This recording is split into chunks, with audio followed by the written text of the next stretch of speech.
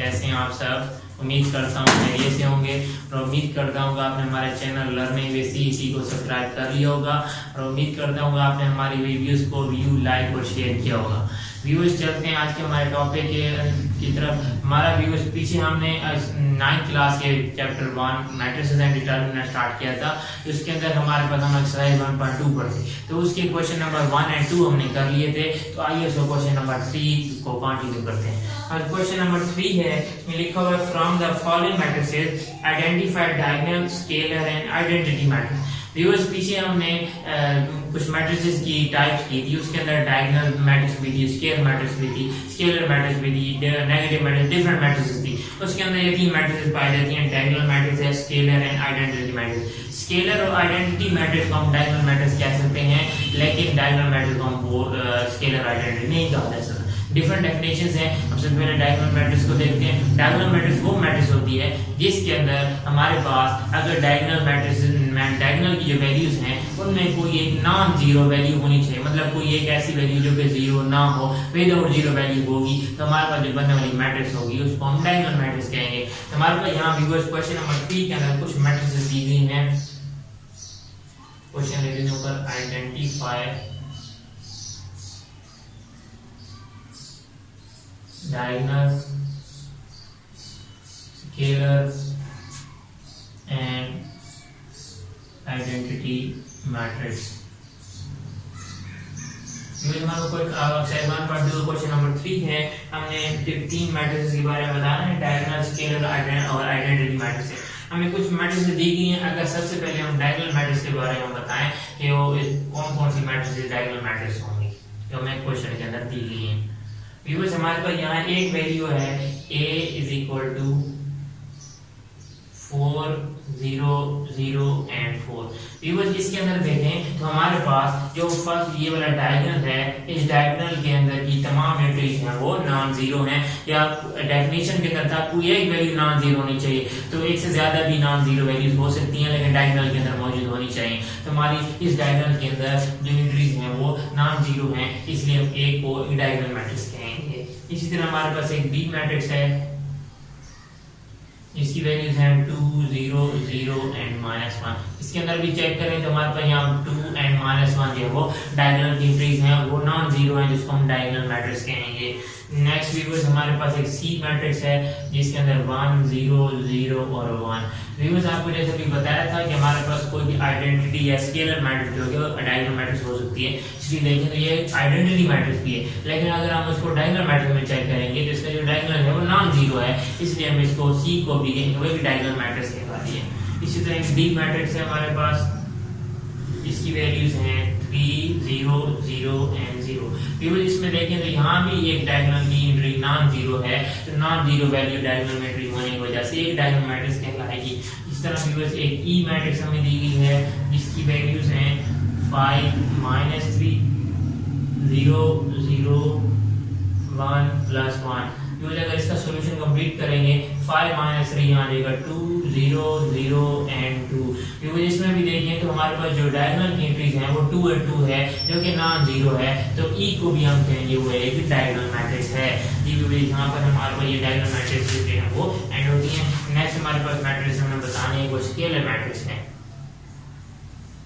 Scalar matrix की definition मैंने पढ़ा था कि ऐसी मैट्रिक्स जिसके अंदर जो डायगोनल की एंट्रीज हों वो सेम होनी चाहिए। अगर वहां पर जैसे यहाँ 2 मौजूद है, यहाँ भी 2 मौजूद है, अगर ये दोनों वैल्यू सेम होंगी, डायगोनल की एंट्रीज में ये दोनों वैल्यू सेम हो, तो हमारे पास एक स्केलर मैट्रिक्स कहलाती है। जैसे इसको मैट्रिक्स को भी हम कहेंगे वो एक स्केलर मैट्रिक्स है। इस मैट्रिक्स को भी कहा जाता है स्केलर मैट्रिक्स है, इस एक को भी कहा जाता है ये भी एक स्केलर मैट्रिक्स है। अगर हम क्वेश्चन के अंदर वैल्यूज देखें तो हमारे मैट्रिक्स जो दी गई हैं वो a = 4 0 0 and 4।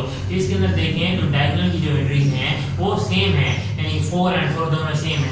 ऐसी वैल्यूज जो कि सेम टू सेम हो डायगोनल्स के अंदर एंट्री, उसको हम स्केलर मैट्रिक्स कहते हैं। तो ये हमारे पास a है, वो स्केलर मैट्रिक्स कहलाएगी। इसी तरह c को भी हम कह सकते हैं 1 0 0 and 1। तो इसके अंदर भी होने वाली ये जो एंट्रीज हैं वो 1 1 है, सेम टू सेम है, इसलिए c को भी हम कहेंगे वो एक स्केलर मैट्रिक्स है। इसी तरह e के अंदर देखेंगे ई के ऊपर हमने सोल्व किया था जिसमें वैल्यूज बनती हैं 2 0 0 एंड 2, तो इसके अंदर भी होने वाली ये एंट्रीज भी सेम टू सेम है, इसलिए ई को हम एक स्केलर मैट्रिक्स है। नेक्स्ट व्यूअर्स हमारे पास आइडेंटिटी मैट्रिक्स है। ये आइडेंटिटी मैट्रिक्स का जैसे हम डेफिनेशन में पढ़ा था कि ऐसी मैट्रिक्स जिसकी एंट्रीज जो हमारे पास हो वो 1 1 होनी चाहिए, यानी काउंटिंग का जो वर्ड 1 है वही होगा, तो हम उसको कहेंगे हमारे पास आइडेंटिटी मैट्रिक्स है। तो व्यूअर्स इसके अंदर जो हमें क्वेश्चन के अंदर मैट्रिक्स दी गई हैं उसके अंदर हमारे पास सिर्फ एक सी मैट्रिक्स है, वो उसकी वैल्यूज 1 0 0 एंड 1 है, डायगोनल के अंदर 1 1 यहाँ मौजूद है, बाकी ये तमाम 0 0 है। तो ऐसी मैट्रिक्स जिसके अंदर डायगोनल में एक जो वर्ड हो वो हमारे पास काउंटिंग का वर्ड 1 होना चाहिए, तो वो मैट्रिक्स हमारे पास एक आइडेंटिटी मैट्रिक्स कहलाती है। ये था हमारे question number 3। Question number 4 start करते हैं। व्यूअर्स क्वेश्चन नंबर 4 के अंदर हमारे पास मौजूद है कुछ मैट्रिक्स दी गई हैं और हमें कहा जाता है कि उन मैट्रिक्स का आपने नेगेटिव मैट्रिक्स फाइंड करनी है। तो हमारे पास क्वेश्चन नंबर 4 है, फाइंड नेगेटिव मैट्रिसेस। मैं यहाँ पर कुछ मैट्रिसेस दी गई हैं, जैसे ए मैट्रिक्स है 1 0 -1, तो इस मैट्रिक्स का हमने नेगेटिव ऑफ ए फाइंड करना है। ए दिया हुआ नेगेटिव ऑफ ए फाइंड करना है, हम लिखेंगे माइनस ऑफ ए, यहाँ माइनस का साइन है, यहाँ में एक माइनस के साथ मल्टीप्लाई करना पड़ेगा, वैल्यूज बनेगी 1 0 एंड -1, इसको अंदर मल्टीप्लाई करेंगे तो माइनस ए की वैल्यू आएगी -1 0 एंड 1, तो हम माइनस ए कह सकते हैं, तो वो वैल्यू की फाइंड हुई, ए का नेगेटिव ए फाइंड होगा -1 0 एंड 1, ये हमारे पास ए का नेगेटिव फाइंड हो जाएगा। इसी तरह बी मैट्रिक्स हमें दी गई है 3 -1 2 एंड 1, क्योंकि इसका भी हमने नेगेटिव ऑफ बी फाइंड करना है, तो इसको बी को हम माइनस से मल्टीप्लाई करेंगे, वैल्यूज हमारे पास 3 -1 2 एंड 1, तो हम इसको अंदर माइनस से मल्टीप्लाई करेंगे तो हमारे पास वैल्यूज बनेगी -3 1 -2 एंड -1, हमारे पास ये वाली वैल्यूज आ जाएगी। व्यूअर्स बी की हमारे पास जो नेगेटिव बी बना वो वैल्यूज है -3 1 -2 एंड -1, तो ये हमारे पास बी का नेगेटिव ऑफ बी फाइंड हो जाएगा।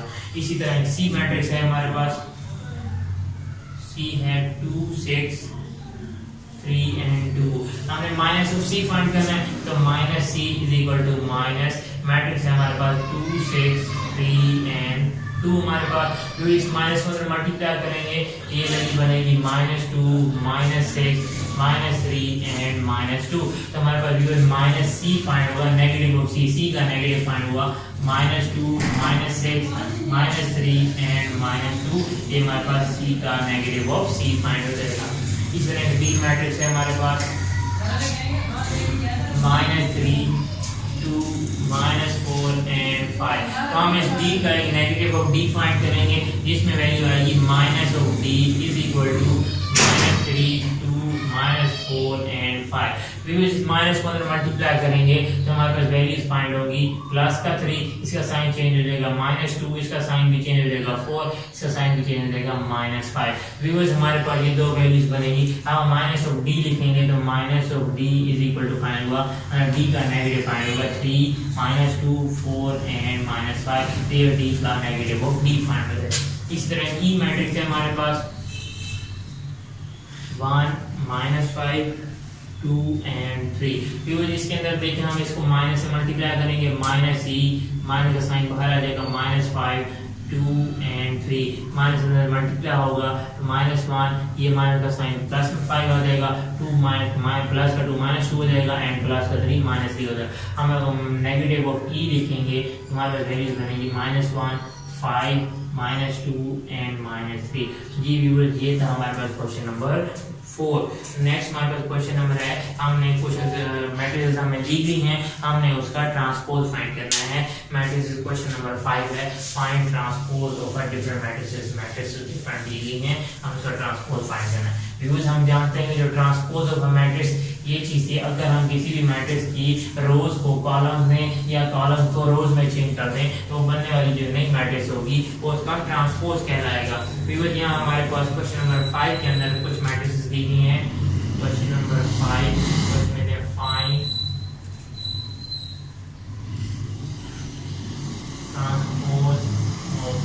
मैट्रिसेस। हमारे पास व्यूअर्स ए मैट्रिक्स दी गई है, इसकी वैल्यू है 0 1 एंड -2। व्यूअर्स अगर हम ए का ट्रांसपोज लेंगे तो इसके ऊपर हमें स्मॉल हेड टी लिखना पड़ेगा, A T is equal to, जब हम इसका ट्रांसपोज लेंगे तो इसकी ये हमारे पास एक फर्स्ट रो है, ये सेकंड रो है, ये थर्ड रो है, तीन रोज को जब कॉलम में कन्वर्ट करेंगे हम लिखेंगे यहाँ पे ये पहले कॉलम में आ जाएगी, ये सेकंड कॉलम में और ये हमारे पास थर्ड कॉलम में फाइंड हो जाएगी। तो ए का जो ये ट्रांसपोज फाइंड होगा वो हमारे पास ये मैट्रिक्स बनेगी, जिसे कहेंगे ए ट्रांसपोज 0 1 एंड -2, ये हमारे पास इसका सॉल्यूशन फाइंड है। बिकॉज़ हम ये भी कह सकते थे कि अगर हम ए का जो कॉलम है उस कॉलम को एक कॉलम को उसके एक रो में ट्रांसफर कर दें, जो हमारा ये कॉलम है इसको हमने एक रो में ट्रांसफर कर दिया, या तो रोज को कॉलम में कन्वर्ट कर लें या कॉलम को रोज में कन्वर्ट कर लें, आपकी मर्जी, जो एग्जाम को बेहतर लगे आप सॉल्व कर सकते हैं। हमने यहाँ पर रोज को कॉलम में कन्वर्ट किया तो हमारे ये इसका सॉल्यूशन ए का ट्रांसपोज इस तरह फाइंड होगा। इस तरह बी मैट्रिक्स है हमारे पास एक 5 1 एंड -6। जिससे हमें बी का ट्रांसपोज फाइंड करना है, हमारे पास एक रो मौजूद है, इस रो को अगर हम कन्वर्ट करेंगे तो बी का transpose is equal to 5 1 and -6। हमारे पास यहाँ ये बी का ट्रांसपोज फाइंड हो जाएगा। इसी तरह सी मैट्रिक्स हमें दी गई है, उसकी वैल्यू हमें रेक्टेंगुलर फॉर्म में दी गई है, 1 2 2 एंड -1 3 एंड 0। बिकॉज़ अगर हम इसकी रोज को कॉलम में कन्वर्ट करेंगे तो हमारा ये फर्स्ट रो है, ये सेकंड रो है, ये थर्ड रो है, तो अगर हम सी का ट्रांसपोज फाइंड करेंगे तो हमारी वैल्यूज बनेगी 1 2, पहली रो पहले कॉलम में कन्वर्ट, दूसरी रो दूसरे कॉलम में कन्वर्ट हो जाएगी और तीसरी रो तीसरे कॉलम में कन्वर्ट हो जाएगी। तो बिकॉज़ हमारे पास ये इसका सॉल्यूशन फाइंड होगा, सी का ट्रांसपोज इस तरीके से फाइंड करेंगे। इस तरह हमारे पास डिफरेंट आगे मैट्रिक्स दी गई हैं, डी मैट्रिक्स है, ई मैट्रिक्स है, एफ मैट्रिक्स है। तो बिल्कुल इसी तरीके से जैसे हमने ये क्वेश्चन 3 सॉल्व किए, ए बी और सी, रोज को कॉलम में कन्वर्ट कर दिया, तो आप बाकी जो क्वेश्चन दिए गए हैं उनको भी इसी फॉर्म में ही हम कन्वर्ट कर सकते हैं। जैसे हमारे पास नेक्स्ट में डी ई और एफ है, तो उनको भी रोज को कॉलम में या कॉलम को रोज में कन्वर्ट करेंगे तो इजीली ये क्वेश्चन सॉल्व हो जाएंगे। तो हमारा नेक्स्ट क्वेश्चन नंबर 6 सॉल्व करते हैं।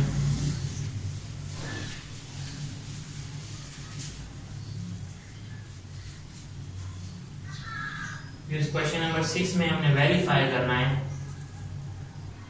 Verify if a is equal to 1 2 0 1, b is equal to 1 1 2 0, then हमने इस चीज को वेरीफाई करना है कि a का ट्रांसपोज का होल ट्रांसपोज लिया जाए तो वो हमारे पास एक a ट्रांसपोज यानी a मैट्रिक्स के इक्वल आएगा। इसका नेक्स्ट पार्ट भी है और b ट्रांसपोज है, पहले हम फर्स्ट पार्ट सॉल्व करते हैं फिर नेक्स्ट सेकंड पार्ट सॉल्व करेंगे। तो हम इसकी लेफ्ट हैंड साइड से लेके चलेंगे, लेफ्ट हैंड साइड है हमारे पास a ट्रांसपोज उसका होल ट्रांसपोज। सबसे पहले ब्रैकेट के अंदर a का ट्रांसपोज मौजूद है, a मैट्रिक्स है हमारे पास 1 2 0 एंड 1। व्यूअर्स हम ए का जब ट्रांसपोज लेंगे तो वो वैल्यू बनेगी, इस रो को हमने कॉलम में कन्वर्ट करना है 1 एंड 2, सेकंड रो को सेकंड कॉलम में कन्वर्ट करना है 0 एंड 1। तो ये हमारे ए का ट्रांसपोज फाइंड। फिर फर्दर हम ब्रैकेट के ऊपर एक और ट्रांसपोज मौजूद है, व्यूअर्स हमें इसका एक और ट्रांसपोज लेना है, फिर हम फर्दर ए ट्रांसपोज का अनदर ट्रांसपोज लेंगे तो हमारे पास ये जो रो बनेगी इसको कॉलम में कन्वर्ट करेंगे 1 एंड 0, सेकंड रो को सेकंड कॉलम में कन्वर्ट करेंगे 2 एंड 1 आ जाएगा। व्यूअर्स अगर देखें तो हमारे पास जो सबसे पहले ए मैट्रिक्स दी गई थी 1 2 0 एंड 1, तो ये जो मैट्रिक्स हमारे पास बनी है मतलब ए ट्रांसपोज का होल ट्रांसपोज हमने किया, ये जो बनने वाली मैट्रिक्स है वो सेम टू सेम इस ए मैट्रिक्स के इक्वल है, सेम इसके यहाँ पे ले लेंगे ए। ये व्यूअर्स हमारे ये चीज प्रूव करनी थी तो हमारे पास यहाँ रहेगा hence prove left hand side is equal to right hand side. ये हमारा पार्ट 1 सॉल्व हो गया। इसी तरह इसका पार्ट 2 है और बी ट्रांसपोज के वाले से है, उसको भी सॉल्व कर लेते हैं।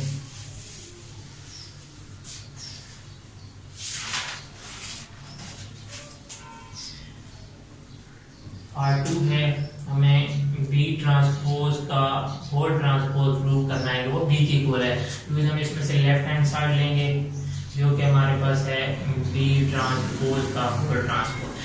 सबसे पहले इसके अंदर बी का ट्रांसपोज है तो हमें बी दिया गया है, इसकी वैल्यूज हैं 1 1 2 एंड 0। सबसे पहले हम इसका ट्रांसपोज लेंगे, तो बी का फर्स्ट ट्रांसपोज लिया जाएगा। हमारे पास जो पहली रो है उसको कॉलम में कन्वर्ट कर देंगे, दूसरी रो को दूसरे कॉलम में कन्वर्ट कर देंगे। तो यहाँ से बी का ट्रांसपोज फाइंड हुआ है, हम इसका फर्दर ट्रांसपोज लेना है, बी ट्रांसपोज का होल ट्रांसपोज करेंगे। हमारे पास ये जो पहली रो है वो कॉलम में कन्वर्ट हो जाएगी, सेकंड रो सेकंड कॉलम में कन्वर्ट हो जाएगी।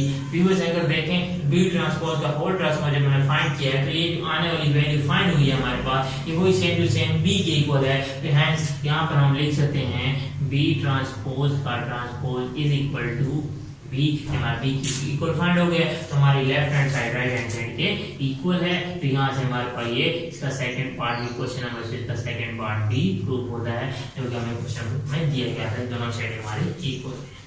जी व्यूअर्स, ये थी हमारे आज की एक्सरसाइज 1.2 का क्वेश्चन नंबर 3, 4, 5 एंड 6। उम्मीद करता हूँ आपको अच्छे तरीके से समझ आ गया होगा। अगर कोई चीज़ आपने पूछनी है तो हमारे कमेंट्स के अंदर कुछ भी क्वेश्चन पूछ सकते हैं, आप लोगों का मन गाइड किया जाएगा। उम्मीद करते हैं कि आप हमारे चैनल को सब्सक्राइब कर रहे होंगे, उसको लाइक भी वो शेयर कर रहे होंगे। अपना ख्याल रखिएगा। अल्लाह हाफिज़।